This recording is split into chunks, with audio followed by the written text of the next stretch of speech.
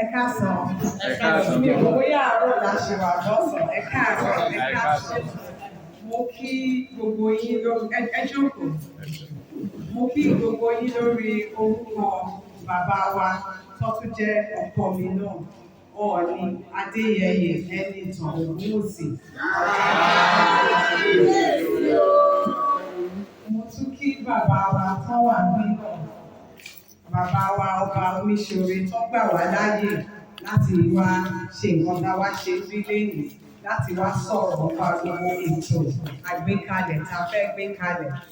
Mo kí dádì mi náà, Sẹ́nitọ̀ Iyìọ́lá Omiṣore, mo kí àwọn náà, Àpèsè Oòduà, mo kí wọn, mo kí Dr. Lọ́ládàrẹ fún gbogbo ipa tó ti ń kó nípa ìdàgbàsókè obìnrin, kóbìnrin máa nílọ síwájú.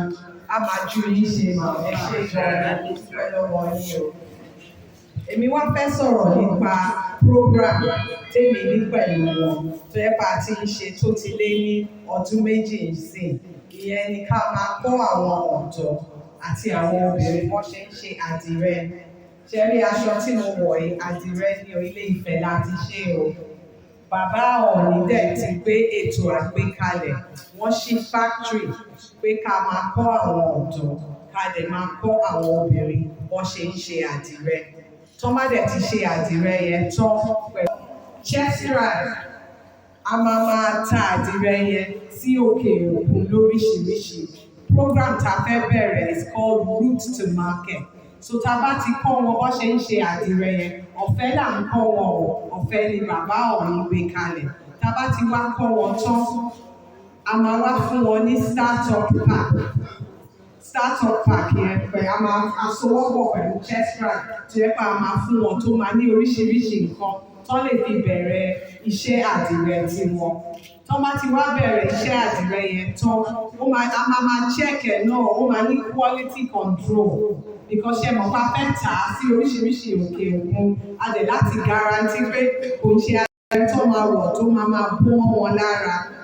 So tá a bá ti wá ṣe yẹn tán, center tó fẹ́ dá sílẹ̀ bí technology center tó máa dá sílẹ̀, ibẹ̀ náà láti máa ta àwọn àdìrẹ yẹn. So a máa ta àwọn náà àríbá ṣe ń tà. So a wá ń sọ fún yín pé kẹjọ àwọn ọ̀dọ́ yín àtàwọn tó ti graduate àtàwọn tó ṣì ń kọ́ ẹ̀kọ́, ẹ jẹ́ kó wá kọ́ bó ṣe ń ṣe àdìrẹ. Because ṣe mọ̀ láyé ta wà nísìnyí kò sí guarantee wípé táwọn ọmọ bá kàwé tán, tọ́pọ̀ tó bá jẹ́ pé lọ́ọ̀yà ni wọ́n àbí doctor tọ́ka engineering, kò sí guarantee pé wọ́n máa ní white collar job. So iṣẹ́ ọwọ́ and the federal government wọ́n ti make a mandatory wípé nínú gbogbo universities kọ́ máa kọ́ wọn ní iṣẹ́ ọwọ́. Pẹ̀lú bó ṣe ń kọ́ wọn ní ẹ̀kọ́, wọ́n gbọ́dọ̀ kọ́ iṣẹ́ ọwọ́ kan.